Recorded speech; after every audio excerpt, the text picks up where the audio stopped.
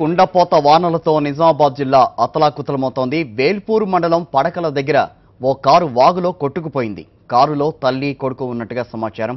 దీనికి సంబంధించి పూర్తి వివరాలు మా ప్రతినిధి విఘ్నేష్ నడిపిస్తున్నాం. విఘ్నేష్, అసలు కారు ప్రమాదంలో చిక్కుకున్నట్టుగా తెలుస్తోంది. అంటే తల్లి కొడుకుల పరిస్థితి ఏంటి? వాళ్ళని ఏమన్నా రక్షించగలిగారా? మొత్తం అసలు దానికి సంబంధించి సమాచారం ఏంటి? కిషోర్, ప్రస్తుతానికైతే వారి ఆచూకీ తెలియలేదు. 2 ఏళ్ల బాబు అలాగే తల్లి ఇద్దరు కూడా నీళ్ళలో కొట్టుకుపోవడం జరిగింది వరదలో. వాళ్ళ ఆచూకీ ఇంతవరకు తెలియలేదు. వేల్పూర్ మండలం పడగల్ శివారులో నవాబు చెరువు వద్ద ఈ సంఘటన చోటు చేసుకుంది. నిన్న నుంచి కురుస్తున్న వర్షాల వల్ల ఈ నవాబు చెరువు కూడా అలుగుపారి పొంగి పొరలడం జరుగుతుంది. ఈ నేపథ్యంలో తల్లి ప్రియాంక, 2 ఏళ్ల కొడుకు వర్షిత్ అనే ఇద్దరితో పాటు వాళ్ళ కుటుంబ సభ్యులంతా కూడా అత్తమామలతో పాటు కారులో వేల్పూర్ నుంచి పడగలు వెళ్తున్నారు.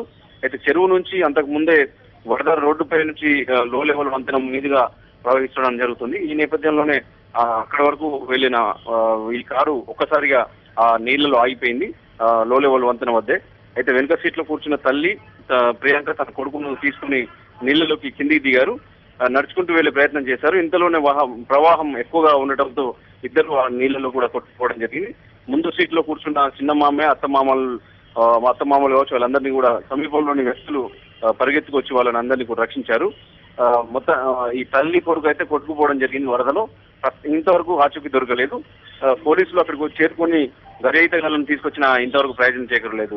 కిషోర్, అంటే ఎంతమంది ఉన్నారు కారులో? 5గురు ప్రయాణిస్తున్నారు. తల్లి కొడుకు వెనుక సీట్లో కూర్చున్నారు.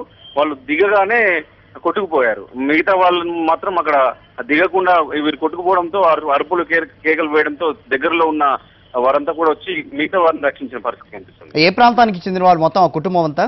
వీరంతా కూడా పడగల్ గ్రామానికి చెందిన వారే. పడగల్ గ్రామంలో విషాదం చోటు చేసుకుంది. ఈ సంఘటన జరగగానే తల్లి కొడుకు 2 ఏళ్ల బాబు కూడా కొట్టుకుపోవడం వల్ల ఒక్కసారిగా విషాదం చోటు చేసుకుంది. ఆ గ్రామస్తులంతా కూడా ఆ వాగు వద్దకు చేరుకున్నారు.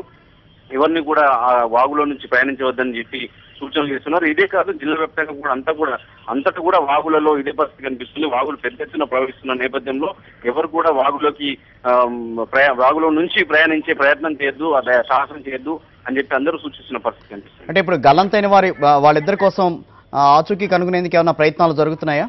వేల్పూరు ఎస్ఐ ఆధ్వర్యంలో అక్కడికి వాగు వద్దకు చేరుకున్న పోలీసులు ఏదైతే స్థానిక గజయితలను రంగంలోకి దించారు. చాలా పెద్ద వాగు అది.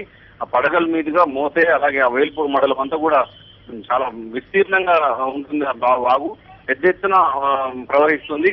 2 రోజులుగా కురుస్తున్న వర్షాల వల్ల దాదాపు 2-3 ఏళ్లుగా కరువు ఉన్న నేపథ్యంలో ఇసుక మేటలతో కనిపించిన వాగులన్నీ కూడా ఇప్పుడు పెద్ద ఎత్తున జలకలతో ప్రవహిస్తున్నాయి. వరద ఎక్కువగా కనిపిస్తుంది. ఈ పడగల సంఘటన విషయంలో కూడా గమనిస్తే పెద్ద ఎత్తున వాగు విస్తీర్ణంగా ఉండడం వల్ల వాళ్ళంతా ఈజీగా కొట్టుకుపోయేంత వరద వచ్చింది. పోలీసులు అయితే గజయితగాలను రంగంలోకి దించి ప్రయత్నం చేస్తున్నారు. కానీ అంత ఈజీగా దగ్గరలో కనిపించే పరిస్థితులే చాలా ఎక్కువగా ప్రవహించి ఆ గోదావరి నదిలో వరకు ప్రవహించే పరిస్థితి ఉంది కాబట్టి వాళ్ళ ఆచూకీ ఇంతవరకు తెలియలేదు. విషాదం చోటు చేసుకున్న పరిస్థితి. Okay, thank you Vignesh.